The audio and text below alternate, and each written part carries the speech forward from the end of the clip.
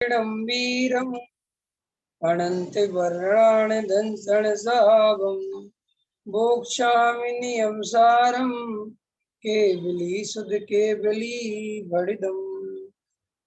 आपने पढ़ाई की कुछ? हाँ की थी पढ़ाई गाथा 3 की। कहाँ कहाँ तक समझ में आया? क्या समझना है बताओ। कुछ खास प्रश्न तो नहीं थे, लेकिन आप बस रिव्यू कर सकते हैं।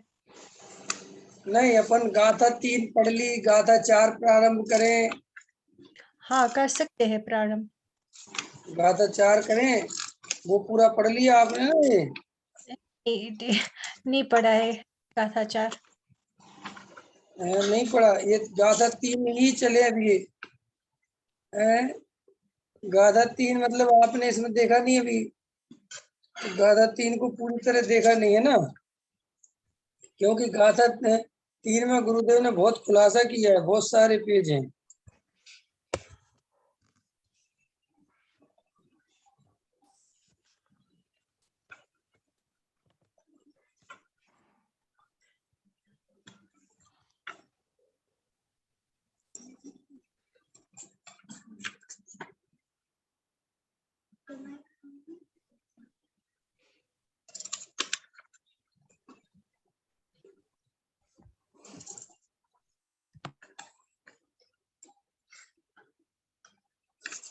चलो ये मैं थोड़ा पढ़ता हूँ, ये देख लेते हैं। प्रश्न क्रमांक है 68। अच्छा है, ये समझने लायक है। द्रव्यार्थिक न्याय का विषय क्या है? ये पैरा है, इसमें है द्रव्यार्थिक न्याय का विषय क्या है। तो देखो क्या कहते हैं। यह शुद्ध ज्ञान चेतना परिणाम कौन, जो परम स्वाभाविक में स्थित ऐसा स्वभाव अनंत चतुष्टयात्मक शुद्ध ज्ञान चेतना परिणाम गजब। यह तो वस्तु त्रिकाली ध्रुव की दृष्टि करने का वह विषय है। यहाँ तो व्यवहार मोक्ष मार्ग है, वह तो मोक्ष मार्ग नहीं, वह तो राग है, विकल्प है। परंतु निश्चय मोक्ष मार्ग एक समय की पर्याय में है, वह वर्तमान पर्याय व्यवहार न्याय का विषय है। लो, व्यवहार जो व्यवहार रत्नात्रय व्यवहार न्याय का विषय तो यहाँ है ही नहीं, उसकी बात ही नहीं। मात्र भगवान आत्मा निज परमात्म स्वरूप जो त्रिकाल है, उसकी अंतर्मुख होकर सम्यक दर्शन ज्ञान चरित वीतरागी दशा हो, वह भी पर्याय न्याय का विषय है, व्यवहार न्याय का विषय है। देखो ये व्यवहार न्याय चंदू भाई, निश्चय मोक्ष मार्ग है, वह व्यवहार न्याय का विषय है। सद्भुत व्यवहार है ना। अब वह कहीं तेरे विकल्प का व्यवहार तो कहीं रह गया। देह की क्रिया वह तो जड़ की क्रिया, वह तो आत्मा में कहाँ थी। समझ में आया? देखो इसमें क्या कह रहे हैं गुरुदेव कि संसार में प्राय जो व्यवहार रत्नात्रय है या व्यवहार की बात आती है, तो लोग व्यवहार के नाम पर क्या समझते हैं, लेकिन जो शुद्ध पर्याय है वो भी व्यवहार है। क्यों है पर्याय व्यवहार? क्योंकि पर्याय और द्रव्य ऐसा जो भेद हुआ, भेद, और भेद से क्या होता है? व्यवहार होता है कि निश्चय होता है। व्यवहार में हमेशा निश्चय भेद होता है तो व्यवहार खड़ा होता है, और निश्चय होता है अभेदात्मक। तो मेरे को शुद्ध भाव हुआ, मेरी शुद्ध पर्याय हुई, ये बात भी व्यवहार न्याय का कथन है, ये निश्चय न्याय नहीं है। ये गहरी बात यहाँ पे है। और देखो क्या कहते हैं, यहाँ पदम प्रमलधारी देव मुनि जंगलवासी आत्मज्ञानी ध्यानी मोक्ष मार्ग में थे। वे कहते हैं कि भाई यह कुंद कुंद आचार्य ने नियम सार कहा, अर्थात कुंद कुंद आचार्य कहते हैं कि नियम अर्थात क्या? निश्चय से आत्मा में सम्यक दर्शन ज्ञान चारित्र की वीतरागी पर्याय करने योग्य है, उसे नियम कहते हैं। और उसमें विकल्प का भाव, व्यवहार का भाव सूचित करने के लिए सार शब्द कहा है। अब उस नियम सार के भाव में से इन्होंने निकाला कि वह नियम सार तो पर्याय न्याय का विषय नियम है, उसमें उत्पाद व्यय वाली दशा हुई, वह तो ध्रुव त्रिकाली वस्तु है क्या? ओ, मोक्ष मार्ग व्यवहार नय का विषय, पर्याय आर्थिक नय का विषय कहा है ना, यह ध्रुव पर्याय आर्थिक नय का विषय नहीं है। माने क्या ले रहे हैं गुरुदेव? गुरुदेव ये समझा रहे हैं इस बात में कि भाई सारी दुनिया ऐसा समझती है कि जो व्रतशील संयम आदि है वे व्यवहार हैं, ठीक है ना, और जो शुद्ध पर्याय हैं, जो सम्यक दर्शन ज्ञान चारित्र्य वो निश्चय है अंदर का, जो शुद्ध पर्याय है। तो गुरुदेव इसमें ये समझा रहे कि ऐसा नहीं है, जो पर्याय है ना, शुद्ध पर्याय, अशुद्ध पर्याय की बात नहीं, जो शुद्ध पर्याय है वो व्यवहार का विषय है। ये इम्पोर्टेंट बात है कि सब वो व्यवहार का विषय क्यों है? वो कहते हैं वो एक समय की पर्याय में है, और पर्याय और द्रव्य के बीच में भेद जो विकल्प है, तो भेद करने से ही व्यवहार खड़ा हो गया। इसलिए जो व्यवहार दुनिया में चलता है या जिसे व्यवहार नहीं कहते हैं, वो व्यवहार यहाँ नहीं लेना चाहिए। अंदर का जो व्यवहार है वो शुद्ध पर्याय है। तो फिर ऐसा प्रश्न करना चाहिए कि अगर वो शुद्ध पर्याय व्यवहार है तो निश्चय क्या है?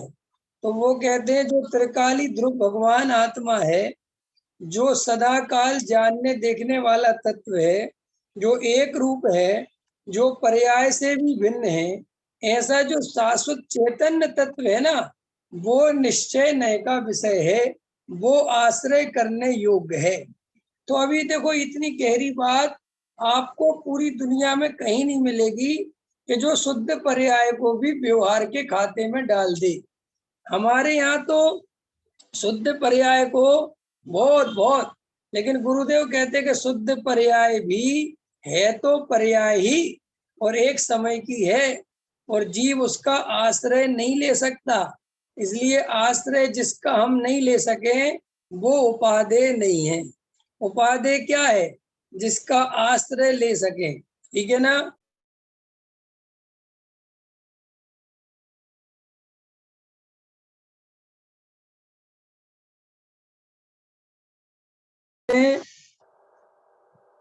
सूक्ष्म, बहुत सूक्ष्म 320 गाथा जयसेन आचार्य की टीका अलौकिक बात है, जिसके त्रिकाली परम स्वभाव में पर्याय की गंध नहीं, पर्याय उसमें स्पर्शती नहीं, गजब वस्तु है भाई। मोक्ष का मार्ग वह व्यवहार है, सच्चा मोक्ष मार्ग वह भी व्यवहार है। वह विकल्प स्वभाव तो वह है ही नहीं, जिसमें तो ये है ही नहीं, उसकी बात ही नहीं। यहाँ तो सच्चे मोक्ष मार्ग को, आत्मा के आनंद का अनुभव और उसका ज्ञान और श्रद्धा वह भी पर्याय है, इसलिए व्यवहार नय का विषय है। ये गहरी बात कह रहे प्रमोद जी, समझ में आ रहा कि नहीं आ रहा? माने दुनिया जिस व्यवहार की चर्चा करती है वो व्यवहार की तो बात ही नहीं है, लेकिन जो शुद्ध ज्ञान दर्शन चारित्र की पर्याय हैं वो भी व्यवहार है, वो भी जीव के आश्रय करने योग्य नहीं है, वे भी उपादेय रखने लायक नहीं है। कि क्यों? कि आखिर पर्याय एक समय की है, ठीक है ना। नियम सार जीव अधिकार तीसरी गाथा की व्याख्या करते हैं। नियम शब्द को सार शब्द क्यों लगाया, ठीक है ना, ये अपन ने कल गुरुदेव ने समझा दिया था। और देखो क्या कहते हैं, मोक्ष यह पर्याय की बात है, यह तो पर्याय की बात है। समझ में आया या नहीं? कहाँ गए प्रकाश दास?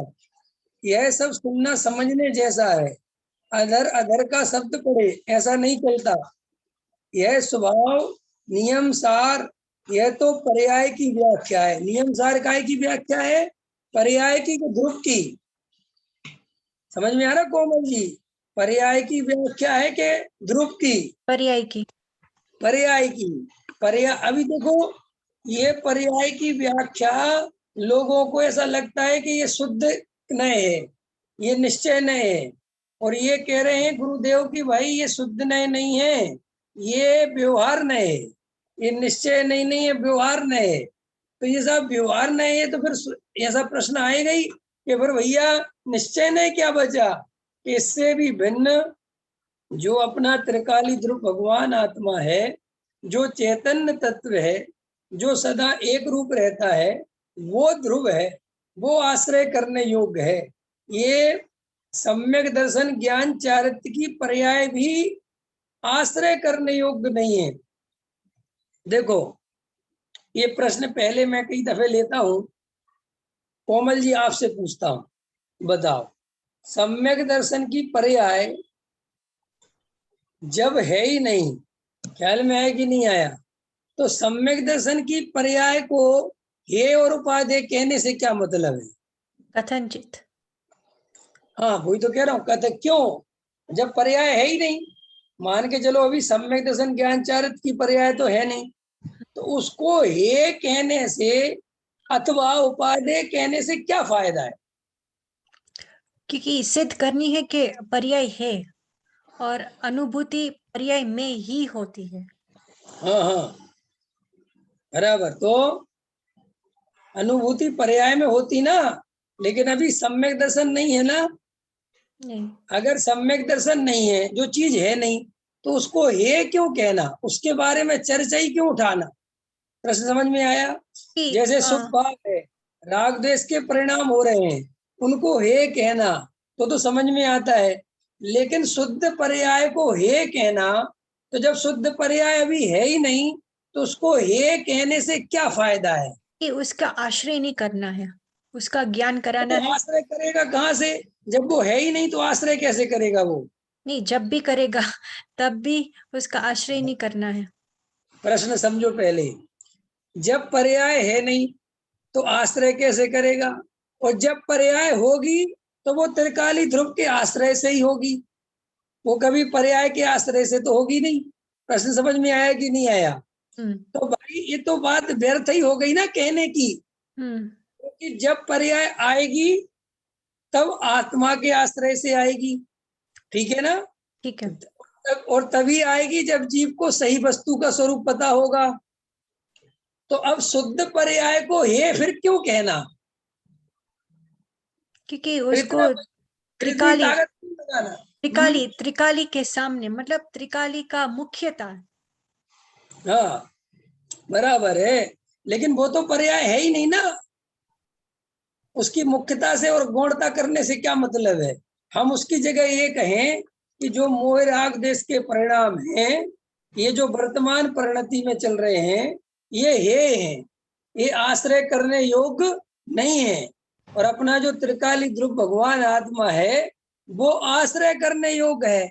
ये शुद्ध पर्याय तो जब शुद्धात्मा का आश्रय लेगा तो आ जाएंगी। तो इन पर्यायों की चर्चा करके समय बर्बाद क्यों करना? और गुरुदेव ने बहुत करी है ये चर्चा, बहुत करी है, बहुत। वो तो बहुत ज्यादा कहते हैं। पूरा पूरा पूरा पूरा दिखना चाहिए ना आत्मा कैसा है, और फिर हाँ उसमें तो, से भेद ज्ञान करना है। हाँ हाँ, पूरा आत्मा दिखेगा। जब पूरा आत्मा दिखेगा तभी तो शुद्ध पर्याय आएगी। अभी हमारे वर्तमान में शुद्ध पर्याय है कि नहीं? नहीं है। नहीं है। तो शुद्ध पर्याय कैसे आएगी? त्रिकाली को देख के, त्रिकाली अब को। देखो, बराबर। अब मैं किसी और से पूछता हूँ, और ज्यादा तो है नहीं। चलो, आप बताओ विवेक जी, फिर प्रमोद जी से पूछूंगा। प्रश्न तो समझ में आ गया होगा ना मैं क्या कहना चाहता हूँ? आ गया समझ में ना क्या कहना हूं मैं? समझ में आ रही बात की नहीं? जब शुद्ध पर्याय है ही नहीं, तो शुद्ध पर्याय व्यवहार है, आश्रय करने योग्य नहीं है, ये बात ही खत्म हो गई। जब पर्याय है ही नहीं ना, अगर वो पर्याय होती तो फिर ये बात कहते तो समझ में भी आती। लेकिन वो पर्याय होती उसी को है जो शुद्ध आत्मा का आश्रय लेता है। और जब शुद्ध आत्मा का आश्रय लेगा तो उसे बात पहले ही समझ में आ जाएगी कि पर्याय का आश्रय नहीं लेना है। तो शुद्ध पर्याय के बारे में क्यों बोलना? अब बहुत जबरदस्त है, इसमें रहस्य है। ये कोई ऐसे ही नहीं कह दिया गुरुदेव श्री ने, इसमें इतना रहस्य है कि जब आपको समझाऊंगा तब आप समझोगे कि इसका रहस्य ये है। सम्यक दर्शन की पर्याय है, ख्याल में है ना? तो भाई सम्यक दर्शन की पर्याय हो तो उसको हे कहने का मतलब क्या है? और जब सम्यक दर्शन की पर्याय होगी जिस जीव को, तो उसे तो पता ही होगा कि पर्याय है कि नहीं। अंदर समझ में आया कि नहीं आया? पकड़ में आई मेरी बात की नहीं आई? आ गई समझ में? ये पहले में उठाता था ये प्रश्न कि भाई सम्यक दर्शन की पर्याय भी है, ये बात क्यों कहना?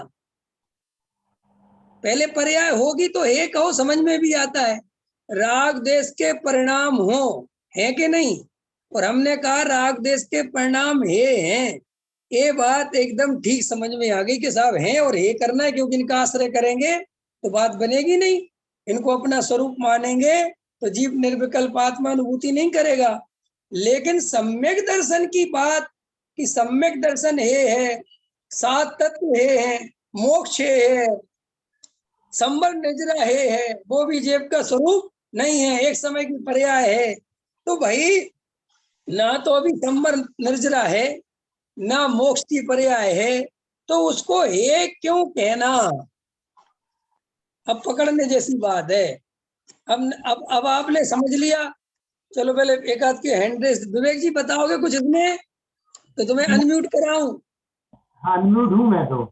अच्छा अनम्यूट हो, अरे तो ठीक है, बताओ। इससे द्रव्य का वजन आए इसलिए। द्रव्य का वजन आए इसलिए, चलो भैया। ये हाँ दोनों हाँ मतलब मोहराग देश तो है ही नहीं, और की पर्याय भी हमारी नहीं है, हमारे नहीं है, तो फिर द्रव्य की एक ऐसी वस्तु है जिसका आश्रय हम। बराबर, बहुत अच्छा। आप बताओ प्रमोद जी, आप बताओ। आपको अनम्यूट करा के नहीं करा प्रमोद जी? हाँ बताओ। अब देखो ज्यादा लोग तो है नहीं, अपन को तो पैसे भी चर्चा करनी है। बोलो, आप ही बोलो क्या आपके। और मैं तो ये कहता हूँ, ये नियम सार वाली कक्षा में ना प्रश्नोत्तर ही चल रहे, तो जो आ जाए पूछ लो, समझ लो, जो पढ़ लेंगे पढ़ लेंगे। बोलो। त्रिकाली का आश्रय तो लेना पड़ता है। हाँ हाँ बराबर है। तो मैं त्रिकाली आश्रय लेने का विरोध नहीं कर रहा हूँ। मैं तो ये कह रहा हूँ कि जो पर्याय है ही नहीं, उन पर्यायों की खामोखा चर्चा क्यों करना? क्या जरूरत है उन पर्यायों की चर्चा करना? अरे जब होए वो पर्याय तो हम बात भी करें। जैसे राग द्वेष है तो भाई उसको हे कहो तो समझ में भी आती है। सम्यक दर्शन ज्ञान चारित्र्य तो है ही नहीं, और जब होगा तो उस जीव को समझ में आ ही जाएगा कि हे, उसको समझाने की जरूरत नहीं है ना? अब देखो, अब मैं बस अब समझाता हूँ तुम्हारे। पहले मन में जानबूझ के मैंने इतनी देर पहले प्रश्न समझना चाहिए, जल्दी उत्तर खोजने से कुछ मजा नहीं आता। देखो भाई, ये बात क्यों कही गई? ये बात इसलिए वजन से कही गई कि ये जीव जब त्रिकाली ध्रुव भगवान आत्मा की बात समझता है, तो ये त्रिकाली ध्रुव भगवान आत्मा की बात सुनते ही ये प्रश्न जरूर करता है कि साहब ये बताओ, हमें तो सम्यक दर्शन कब होगा? कि जब भैया तुम त्रिकाली ध्रुव भगवान आत्मा का आश्रय करोगे ना, तो सम्यक दर्शन अपने आप होगा। और तुम्हें सम्यक दर्शन की जरूरत नहीं है, तुम परिपूर्ण तत्व हो। तो वो जो परिपूर्णता का लक्ष्य कराना है जीव को, किसका लक्ष्य कराना है? परिपूर्णता का। और जो आत्मा का अनुभव कराना है जीव को। अगर इस जीव को हम सम्यक दर्शन, सम्यक ज्ञान और सम्यक चारित्र्य की बात नहीं उठाएंगे, तो ये जीव त्रिकाली ध्रुव की जगह मन में सम्यक दर्शन पे दृष्टि रखेगा कि कब आएगा, कब आएगा, कब आएगा, मुझे शुद्ध आत्मा का अनुभव कब होगा, कब होगा, कब होगा। तो वो पर्याय दृष्टि बनी रहेगी। भले ही वो पर्याय है नहीं, लेकिन वो रात और दिन किसकी आशा करेगा, किसकी ओर देखेगा? जैसे अभी भी, हाँ, जैसे अभी भी वर्तमान में हम लोग जो आत्मा का ध्यान करते हैं, तो हम अपने को परिपूर्ण देखने की जगह शुद्धता देखने लग जाते हैं। क्या देखने लग जाते हैं? शुद्धता। कि हमारे परिणामों में कितनी निर्मलता आ गई, हमें आत्मानुभव में निर्विकल्प दशा हुई कि नहीं हुई, हमें देखने लग जाते कि नहीं लग जाते? और ये जो हम देखने लग जाते हैं, इसी से हम आत्मानुभव से चूक जाते हैं। आत्मानुभव किस जीव को होता है? जो जीव ना तो ये चिंता करता है कि कौन से विकल्प आ रहे, क्यों आ रहे, किस लिए आ रहे, इनका क्या लेना देना है। वो सिर्फ ये देखता है कि मैं तो परिपूर्ण त्रिकाली ध्रुव भगवान आत्मा हूं। चाहे मिथ्या दर्शन की पर्याय आए, चाहे सम्यक दर्शन की पर्याय आए, चाहे सम्यक ज्ञान की पर्याय आए, चाहे सम्यक चारित्र्य की पर्याय, मुझे पर्याय से कोई लेना देना नहीं है। मैं सम्यक दर्शन से छोटा बड़ा नहीं होता। मैं मिथ्या दर्शन से भी छोटा बड़ा नहीं होता। तो ऐसा वो सम्यक दर्शन का लक्ष्य छुड़ाने के लिए कि ये जीव सम्यक दर्शन के लक्ष्य से आत्मानुभव नहीं करे। अंतर समझ में आया? ये शुद्ध पर्याय की नजर न रखे कि मेरे तो परिणामों में कोई परिवर्तन हो ही नहीं रहा, मेरे तो कुछ पर्याय में चेंजिंग हो ही नहीं रही। तो वो आचार्य भगवंत कहते हैं कि हमने ये जो पर्याय में शुद्ध पर्याय भी ली है वो इसलिए ली है कि ये जीव पर्याय में भेद करके बैठ जाता है। कैसे भेद करता है कि मोह राग देश की पर्याय बुरी है और सम्यक दर्शन और सम्यक ज्ञान और सम्यक चारित्र की शुद्ध पर्याय अच्छी है, ऐसा भेद कर लिया। तो मोह राग देश की पर्यायों से करता है द्वेष और शुद्ध पर्याय की आशा में करता है राग। तो ये राग द्वेष की संतति कभी खत्म ही नहीं होती, इसीलिए उन्होंने मोह राग देश की पर्याय को हे कहा, तो साथ में शुद्ध पर्याय को भी हे कहा, ताकि जीव अपने को परिपूर्ण देख सके। अब क्लियर हुआ कोमल जी? माने ये परिपूर्ण देखने के लिए सारी चीज है। अगर तुम्हें हम ये कह देंगे कि भाई शुद्ध पर्याय बढ़िया हैं, वे तो आनी ही चाहिए, तो हम और आप पूरे टारगेट शुद्ध पर्याय पर कर लेंगे। और देखो आज भी इतना समझाने के बाद भी जो जीव आत्म विचार करते हैं, तत्व विचार करते हैं, वे तत्व विचार के नाम पर केवल परिणामों की संभाल करते हैं। काय की संभाल करते हैं? परिणामों की। परिणामों की माने वो परिणाम पर ही लक्ष्य रखते हैं और बार बार ये देखते हैं। अपन ने किसी से कहा कि आज हमने आत्मा का ध्यान किया था साहब, आज बहुत अच्छा उपयोग लगा, और आज उपयोग अच्छा नहीं लगा। ऐसा होता है ना, दो बातें। तो उपयोग अच्छा लगने का मतलब क्या है और उपयोग आज नहीं लगा इसका मतलब क्या है? कि उपयोग अच्छा लगा माने आज हमें संकल्प विकल्प कम हुए, आज हमें राग द्वेष थोड़े कम हुए, और किसी दिन राग द्वेष ज्यादा हुए। तो देखो राग द्वेष जिस दिन ज्यादा हुए उस दिन भी अगर तुम ये कहते कि कोई बात नहीं, मैं तो इससे अभी भी भिन्न हूं, और उससे घबराते नहीं, और जब राग द्वेष नहीं हुए तो भी उस पर्याय में राग नहीं करते कि आज बहुत अच्छा था, सब बराबर है, मैं अभी भी परिपूर्ण हूं। तो जब ऐसी हमारी दृष्टि होगी तब हम सहज तत्व विचार में उतर पाएंगे। और अगर हम परिणामों की दृष्टि रखेंगे तो हम बार बार देखेंगे कि परिणाम कभी तो अच्छे लगते हैं, कभी परिणाम अच्छे नहीं लगते, कभी उपयोग बहुत लगता है, कभी उपयोग बहुत नहीं लगता है। तो आपका उपयोग जिस दिन बहुत लगे तब भी आपके चित्त में शांति होनी चाहिए कि आज उपयोग बहुत लग रहा है, आज बहुत मजा आ रहा है। ऐसा नहीं, सहज उसको भी जानो। और आज बिल्कुल मन नहीं लग रहा है, आज दुकान दिखाई दे रही है, मकान दिखाई दे रहा है, रिश्तेदार दिखाई दे रहे हैं, पता नहीं क्या क्या विकल्प आ रहे हैं, उन विकल्पों को भी उतनी ही सहजता से स्वीकार कर सको तो तुम्हें त्रिकाली ध्रुव भगवान आत्मा की सच्ची श्रद्धा होगी। तब तुमने अपने को परिपूर्ण भगवान आत्मा माना। अभी हमने अपने को परिपूर्ण माना कि नहीं माना? बोलो, अभी हमने को परिपूर्ण माना कि नहीं माना? कि अभी हमने अपने को परिपूर्ण माना कि नहीं माना, ये तो बहुत दूर की बात है।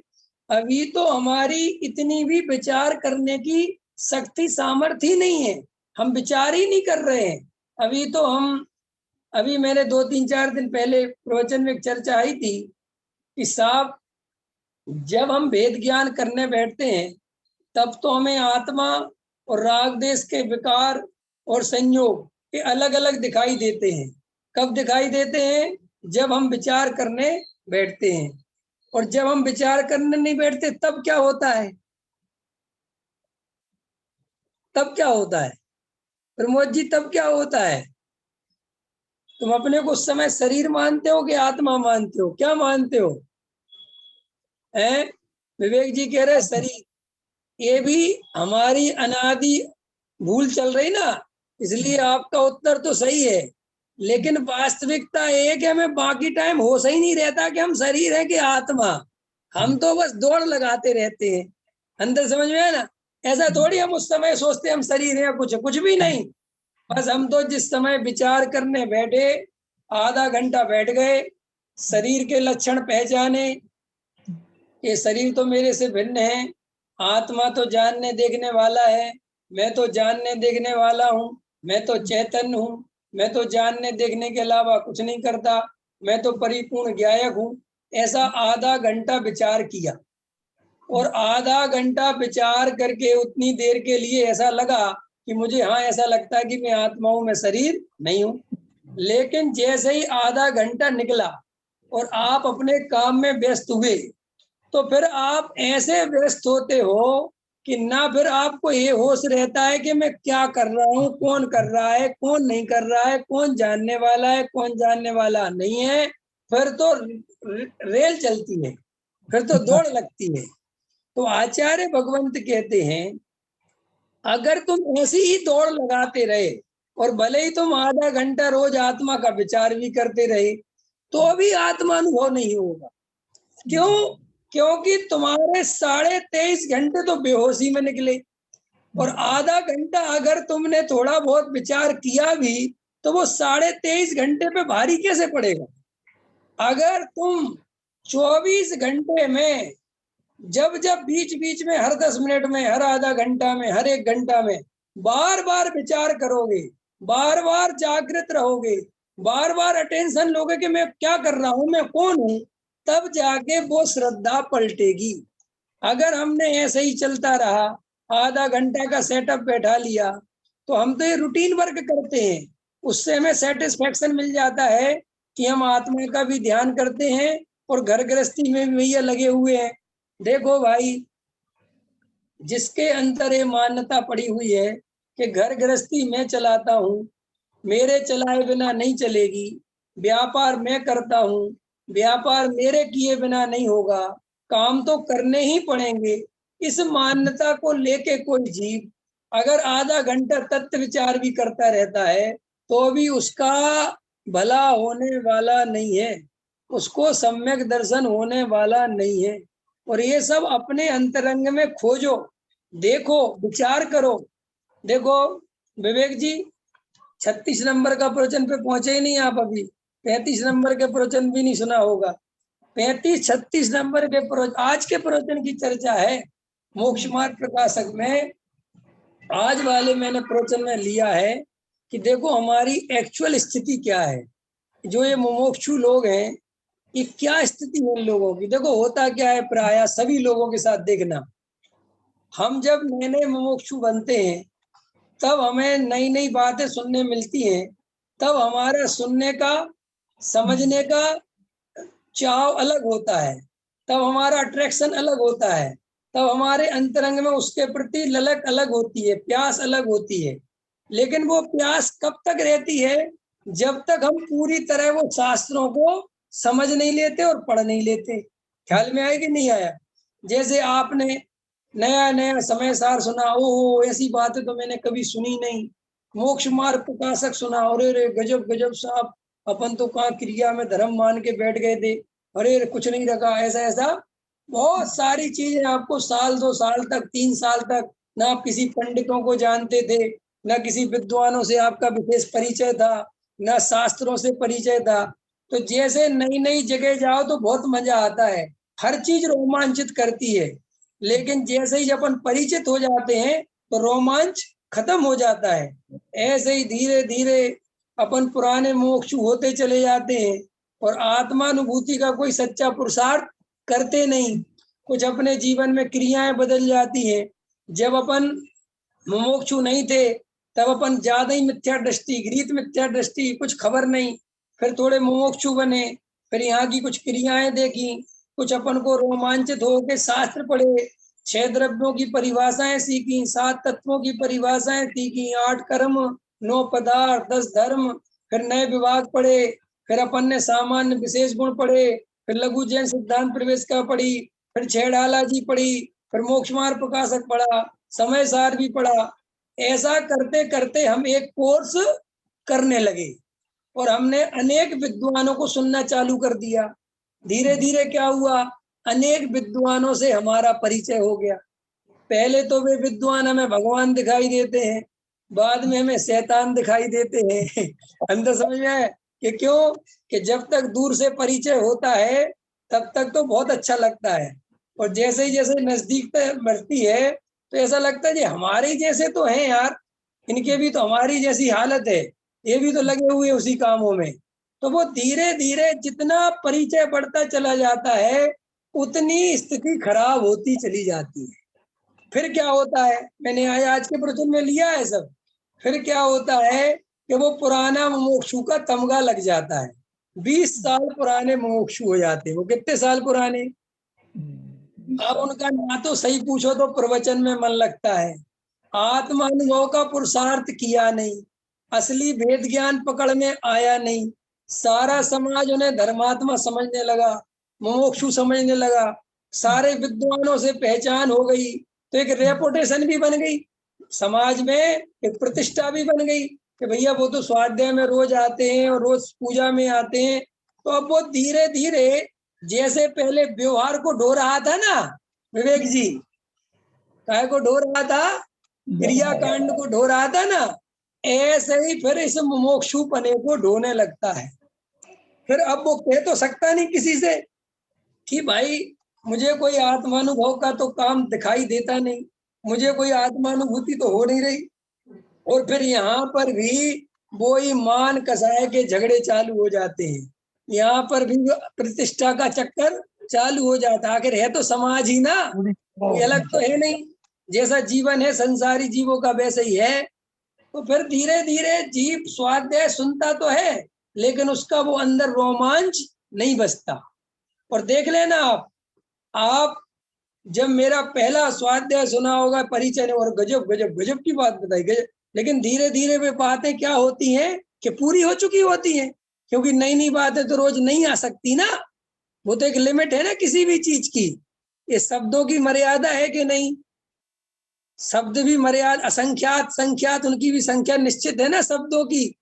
तो ऐसे ही कोई भी दुनिया का प्रवचनकार बड़े से बड़ा उठा लेना तुम, वो एक समय बाद जब आप उसको सुन लोगे लगातार, तब आपको एकदम ख्याल में आने लगेगा ये बात तुमने पहले कही थी, ये बात तो हमें यहाँ ख्याल में है। लेकिन बात यह है कि भाई किसी पंडित विद्वान के भरोसे थोड़ी आत्मानुभूति होती है, या कोई शास्त्र से आत्मानुभूति थोड़ी होती है, या नया नया सुन के थोड़ी आत्मानुभूति होती है। नया नया सुन के तो वैसे ही मजा आता है जैसी नई नई जगह घूमने पर मजा आता है, बस। ठीक है कि नहीं? और वो जैसे अपन घूम के आ जाते हैं बात खत्म हो जाती है। अब जैसे अभी नियम सार पढ़ रहे, नियम सार नहीं पढ़ा साहब, एक बार नियम सार पढ़ना है, ठीक है। जब एक बार नियम सार पढ़ लोगे फिर दोबारा कोई कहेगा नियम सार, हाँ नियम सार तो हमारा पढ़ा हुआ है। तो भाई ये पढ़ने के लिए थोड़ी बने ग्रंथ, ये तो इशारे हैं। क्या है इनमें? इशारा है। अंदर असली भगवान आत्मा, असली कारण परमात्मा तो अंदर विराजमान है, अनुभव तो उसको करना है। इसलिए लोग पंडित बदलते रहते हैं, शास्त्र बदलते रहते हैं, कक्षाएं बदलते रहते हैं, कभी ये कक्षा सुनी, कभी ये कक्षा सुनी, कभी इसके बारे में सुना, कभी उसके बारे में सुना, लेकिन ये निर्णय नहीं कर पाते कि मुझे मेरा आत्मा का अनुभव स्वयं ही करना है और नया और पुराना कुछ नहीं है। अगर इस पर्याय में हमने वेद ज्ञान नहीं किया, आत्मानुभव नहीं किया, तो हमारा क्या होगा?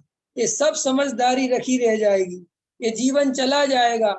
अब हमारे प्राणों में प्यास कम होती चली जा रही है, जैसे जैसे उम्र बढ़ रही है, जैसे जैसे अंतरंग की रुचि टूट रही है।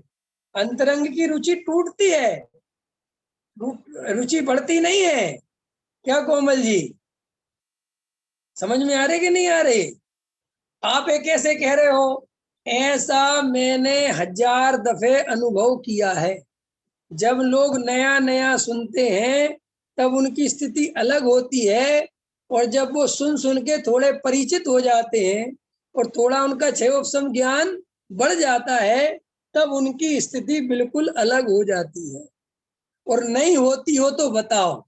और एक नई नई अकड़ और पैदा हो जाती है। अकड़ पैदा होती कि नहीं होती है? हैं? पता अकड़ कैसे पैदा होती है विवेक जी? ऐसे अकड़ पैदा होती है, जो पुराने मुमुक्षु होते हैं उनकी भाषा देखो कैसी होती है। इस बार 10 लक्षण में कौन सा पंडित आ रहा है, ख्याल में है कि नहीं है? अरे वो बुला रखा है अपन ने, वो दिल्ली का आ रहा है, वो विवेक शास्त्री। अच्छा अच्छा, विवेक शास्त्री आ रहा है क्या वो? हाँ, बढ़िया बढ़िया, ठीक है ठीक है ठीक है ठीक है, सुनेंगे सुनेंगे। अंतरंग की देखो स्थिति क्या है जीव की, अंदर समझ में आया कि नहीं आया? मंदिर में विधान, हाँ हो रहा हो रहा, ठीक है ठीक है, हो रहा हो रहा हो रहा, पहुंचेंगे पहुंचेंगे, देखेंगे अंदर समझ में आया कि नहीं आया। ऐसी परिणति की हालतें हो जाती है। क्यों? कि अब जैसे वहां कुछ नया है ही नहीं, कुछ लेने देने को कुछ है ही नहीं, इसलिए पुराने मुमुक्षुओं को कोई मन में प्रश्न भी नहीं उठते, वे कुछ पूछते भी नहीं है। क्यों नहीं पूछते? क्योंकि उनको लगता है कि ठीक है, अब हो गया, सब है, सब पता है, अब चल रहा है जो चलने दो। ख्याल में है कि नहीं आया? बस फिर वे प्रवचन भी सुनेंगे तो इसलिए सुनते हैं कि कमी कहाँ रही, और अगर किसी विद्वान ने कोई कमी रखी तो तुरंत बाद में आ जाएंगे कि पंडित जी आपका प्रवचन सुना, आपके प्रवचन में बाकी तो जो है वो ठीक ही है, लेकिन ये ठीक नहीं कही आपने। अंतर समझ में आया कि नहीं आया? बोलो ऐसी स्थिति में क्या मिलने वाला है, क्या होगा? इसलिए देखो, समय रहते, ये अमृतचंद आचार्य का मूल कलश है ये। मैं जब इस पे अमृतचंद आचार्य को पढ़ता था, तब आचार्य अमृतचंद देव का एक कलश पढ़ा मैंने, कि आचार्य अमृतचंद देव कलश में कहते हैं कि भाई जल्दी से आत्मानुभव कर लेना, जल्दी से द्रव्य की दृष्टि कर लेना, वरना ये दृष्टि धुंधली पड़ जाएगी तो फिर बात बनेगी नहीं। तो मैं ये बहुत सोचता था उस कलश में कि अमृतचंद आचार्य ये क्यों कहते हैं कि जल्दी से आत्मानुभूति कर लेना, वरना अगर ये दृष्टि कमजोर पड़ गई, माने ये जो अभी सुन रहे हो, तो फिर काम क्यों कहते हैं वो, हम बाद में कर लेंगे ना। तो वो इसलिए कहते थे कि भाई जितनी ज्यादा तुम देर करोगे और जितना ज्यादा इसमें समय लगाओगे, उतना धीरे धीरे तुम्हारी रुचि कम होती चली जाएगी। पंडित जी इसलिए कौन जो सा जोश कलश, कौन है, सा है ये कलश? अब कलश नंबर तो मुझे याद नहीं है, उसमें देख लेना, उसका पद्यानुवाद है कि जल्दी से आत्मा, इधर होगा ये, इधर है वो कलश, इसी का है, जीवाजीव अधिकार में होगा या कर्ता कर्म अधिकार में। जब यहाँ कहते ना, हे भवजन तुम तो रुको, क्षणिक रुको, है ना, इस मोह को नाश कर दो। मैं बता दूंगा, देख के आपको बता दूंगा, भी याद नहीं है। तो उस कलश में कहते हैं अमृतचंद आचार्य कि दृष्टि धूमिल ना पड़े उसके पहले ही तुम आत्मानुभूति कर लेना। और ये बात अमृतचंद आचार्य देव ने, मैं जानता हूं, ऐसा अनुभव करता हूं कि कितने अनुभव से ये बात कही होगी। जैसे लोग में भी ये जो खिलाड़ी होते हैं ना, खिलाड़ी, इनके अंदर जो जोश होता है ना, वो जो जोश, वो शुरू में बहुत मजबूत होता है, धीरे धीरे जितने पुराने होते चले जाते हैं उतने कमजोर। अंतर समझ में आया कि नहीं आया? कोई भी खिलाड़ी देखना तुम, शुरू में आएगा ना तो आउट होने की चिंता करेगा, ना शतक बनाने की चिंता करेगा, आएगा और मारेगा, कोई टेंशन नहीं, जो होगा देखी जाएगी। लेकिन जैसे ही जैसे उसका पुराना समय आता है, धीरे धीरे डरने लगता है, सुरक्षात्मक तरीके से खेलने लगता है। नहीं समझ में है क्या कहना चाहता हूँ? दाव पे लगाने से डरने लगता है, उसको लगता है कि अब मेरी कोई प्रतिष्ठा बन गई है, अब थोड़ा और संभल के खेलूंगा तो और अच्छा रहेगा। देखा ना, गरीब आदमी जितने जल्दी पैसा खर्च कर सकता है, अमीर आदमी उतने जल्दी नहीं कर सकता। ये कहानी समझ में आती कि नहीं आती? देखो मैं बताता हूँ। एक आदमी के पास 99 रुपए है विवेक जी, आपके पास कितने हैं? 99। और एक आदमी के पास 10 का नोट है, तो वो 10 का नोट जल्दी खर्च कर देगा, ले यार छोड़ो। लेकिन तुम 99 सोचोगे कि इसको 100 बनाऊं, 1 रुपया और मिल जाता तो पूरा 100 का नोट हो जाता। अंदर समझ में आया? वो हाथी की कहानी याद है ना, लकड़हारे की, कि भैया एक सोने का हाथी और बन जाए, जोड़ी बन जाए बैल वाली, वो उसमें। तो ऐसे ही हम जितने जितने आत्मानुभव से दूर और ज्यादा पढ़ने लिखने के मार्ग में जाएंगे, ज्यादा पंडित विद्वानों के बीच में पढ़ोगे तो क्या हो जाएगा कि तुम धीरे धीरे इन्हीं कामों में उलझ जाओगे और नई नई विवक्षाएं समझते रहोगे, नए नए परिचय पढ़ते रहोगे, और ये प्रवचन बहुत अच्छा, और ये बहुत अच्छा, और ये कलेक्शन बहुत अच्छा, और ये बहुत अच्छा, और ये बहुत अच्छा। ऐसा करते करते धीरे धीरे भूल ही जाओगे कि भाई आत्मानुभव कैसे करना है। अंतर समझ में आया कि नहीं आया? इसलिए बहुत ज्यादा अपन को पढ़ने लिखने में ना लग के और बहुत ज्यादा समझने में ना लग के, जो जितना समझा है, टोडामल जी ने आत्मानुभव के लिए क्या समझना चाहिए, विवेक जी बोलो क्या बात कही कि आत्मानुभव जिन जीवों को करना हो उनको 7 चीजें समझनी चाहिए। वे 7 चीजें कौन कौन सी हैं बोलो, कोमल जी बताओ, वो 7 चीजें कौन कौन सी हैं? नहीं पता, याद नहीं? प्रयोजन भूत तत्व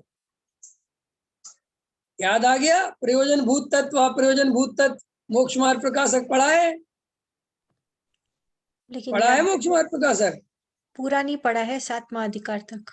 तो अब 7वां अधिकार पढ़ा है ना, तो उसके पहले ही आ जाएगा ये पढ़ना, प्रयोजन भूत और अप्रयोजन भूत। अभी पढ़ना जब समय मिले। तो उसमें टोडामल जी साहब ने ये समझाया है कि जीव अजीव आश्रव बंध संबर निर्जरा मोक्ष, बस ये ही 7 तत्व प्रयोजन भूत है, इसके अलावा सब अप्रयोजन भूत है। ख्याल में आया कि नहीं आया?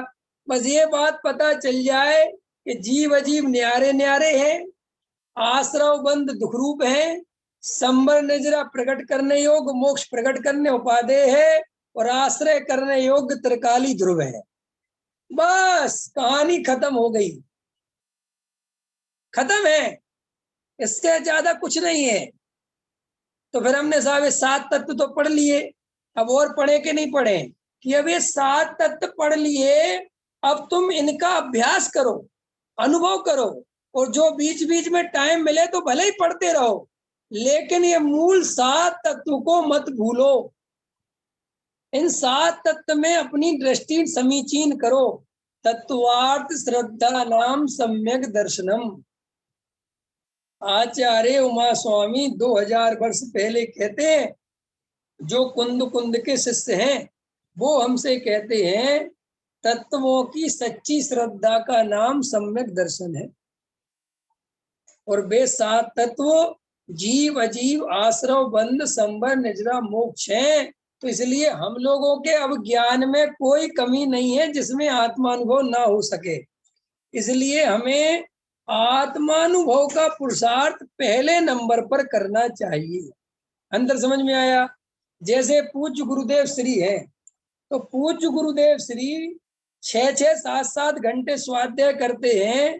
तो ये मत समझना कि वे 6-7 घंटे स्वाध्याय अकेला करते हैं, वे 3 टाइम आत्मा का ध्यान भी करते थे। अंदर समझ में आए ना? वे 47 शक्तियों का पाठ करते थे।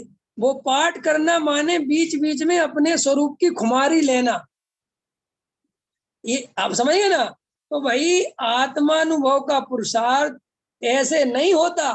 अभी मैंने परसों नरसों का एक और प्रवचन है, उसमें बोला है कि तुम भरत जी के सम्यक दर्शन को देखते हो, लेकिन ये नहीं देखते कि भरत जी ने सम्यक दर्शन के पहले पुरुषार्थ किया कि नहीं। अंतर समझ में आया कि नहीं आया? विवेक जी कहने की बात समझो, कह रही नहीं ये चला जाएगा, सब कुछ नहीं मिलेगा, हाथ में नहीं आएगा जीवन। देखो सब हमें ऐसी पढ़ाई मिल जाती है कि साहब भरत जी तो सम्यक दृष्टि है, तो इतने विषय भोगों में झूल रहे, इतने सब घर गृहस्थी में लगे हुए हैं। भाई साहब कभी ये नहीं पूछा तुमने कि भरत जी सम्यक दर्शन लेके आए थे, क्या करके आए थे? आदिनाथ सम्यक दर्शन लेके आए थे। सारे तीर्थंकर, सारे के सारे महापुरुष सम्यक दर्शन लेके आए थे। लेके आए थे कि नहीं आए थे? और सुनो, जो लेके नहीं आए थे, अगर उन जीवों को सम्यक दर्शन हुआ है तो कैसे हुआ है वो भी देखो। और जो लेके आए थे तो उनने पिछले भव में कैसी आत्मा की साधना करी थी, तब जाके सम्यक दर्शन हुआ था, वो पॉइंट देखना चाहिए। नहीं समझ में आया? अभी आपका बेटा है ना गायक, वो आपको देखे और ये सोचे कि पापा के बहुत मजे हैं। सोच सकता है कि नहीं सोच सकता? क्योंकि जब आप मेहनत कर रहे थे तब वो बहुत छोटा था, तब उसे कुछ पता नहीं कि पापा ने कैसे मेहनत करी, कितने कितने पापड़ बेले। ख्याल में है ना? अब वो क्या देखता है कि पापा बढ़िया एक गद्दी पे बैठे रहते हैं, नहीं समझे, बढ़िया हमारी दुकान चलती है, काम चलता रहता है, इतना बढ़िया, क्या क्या दिक्कत है, पैसा कमाना तो बहुत आसान है। लगता होगा कि उसे नहीं? सही बात पूछो, उसे आसान लगता होगा कि नहीं? लेकिन आप जानते हो कि आसान कब बनता है, उसके पहले क्या मेहनत चाहिए। उदाहरण दे रहा हूं, उदाहरण। ऐसे ही हम किसी सम्यक दृष्टि को देखें और सोचे साहब देखो देखो साहब सम्यक दर्शन है, 96,000 शादियां कर रहा है, घर गृहस्थी में रह रहा है, ये कर। अरे भाई, ये सम्यक दर्शन की बात क्यों करते हो? जब उस जीव ने सम्यक दर्शन प्राप्त किया था तब उस जीव ने क्या किया था? शादियां कर रहा था क्या वो सम्यक दर्शन प्राप्त करने के समय? पॉइंट समझ में आया कि नहीं आया? भाई साहब, घंटों नहीं, सालों एकांत में बैठ के आराधना करी है, तब जाके वो सम्यक दर्शन छायक रूप हुआ है। और हम और आप भरत जी को पकड़ लिया, इनको पकड़ लिया, उनको पकड़ लिया, अरे इतना राग तो आता ही है। कौन सा राग? मिथ्या दृष्टि को मिथ्यात सहित ही राग आता है। सम्यक दृष्टि को आता है वो वाला राग जिसकी ओर ले लेके हम अपने राग को पोषण करते रहते हैं। हमें अंतरंग में शुद्धात्मा की सच्ची श्रद्धा अगर करनी है तो समर्पण भाव चाहिए, समर्पित चाहिए। इस जीवन में आत्मा के अलावा और कोई चीज सारभूत नहीं दिखनी चाहिए। अगर कोई और चीज अभी भी सारभूत दिखती है तो आत्मानुभूति 3 काल में नहीं होगी, ये लिख के रख लेना। आत्मानुभव अगर करना है तो हाँ, अगर टाइम पास करना है, मान कसाय का पोषण करना है, पंडित बनना है, मोक्षु बनना है, कांजी स्वामी का चेला बन के रहना है, तो भाई साहब कुछ भी करते रहो। लेकिन अगर वास्तव में आत्मानुभव करना है तो आत्मानुभव उन्हीं जीवों को होगा जो अपना पूरा जीवन आत्मा के लिए समर्पित कर देंगे। पूरा जीवन समझ गए समर्पित करने का मतलब? समर्पित करने का मतलब श्रद्धा में आत्मा के अलावा और कोई चीज उपादेय नहीं लगनी चाहिए। अगर तुम्हें अभी कोई और चीज उपादेय लगती है तो आत्मा बहुत दूर समझना। ख्याल में आया कि नहीं आया? भाई, ये अमूल्य भव अगर इसकी कीमत समझते हो तो आत्मानुभव के लिए मिला है। ये रुपया पैसा मकान दुकान घर गृहस्थी कितने ही व्यवस्थित कर लो और कितने ही जोड़ लो, ये सुखी होने के उपाय 3 काल में नहीं है। ये निर्णय जब तक अंतरंग से नहीं बनेगा तब तक आत्मा का सच्चा पुरुषार्थ नहीं जगेगा। इसलिए जिन जीवों को आत्मा का सच्चा पुरुषार्थ जगाना हो वे जीव एक शुद्धात्मा के लिए समर्पित हो जाएं तो आत्मानुभव का कार्य होगा अथवा नहीं होगा। क्लियर हो गई बात? अब कुछ पूछना हो तो बोलो।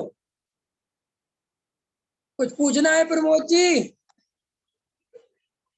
कोमल जी, कुछ पूछना है?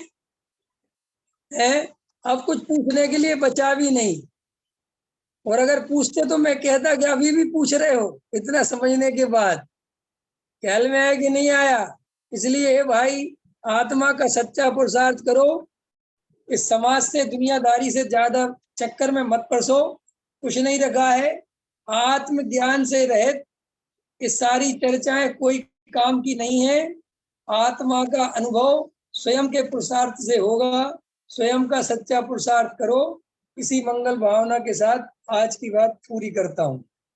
सहजानंदी शोध स्वरूपी अविनाशी में आत्म स्वरूप, देह मरे पर मैं नहीं मरता, अजर अमर में आत्म स्वरूप, सहजानंदी शोध स्वरूपी, अविनाशी में आत्म स्वरूप, निज निधि निज में बताई, यह परम उपकार है, उसके लिए जिन वाणी मात वंदना सतवार है, वंदना सतवार है।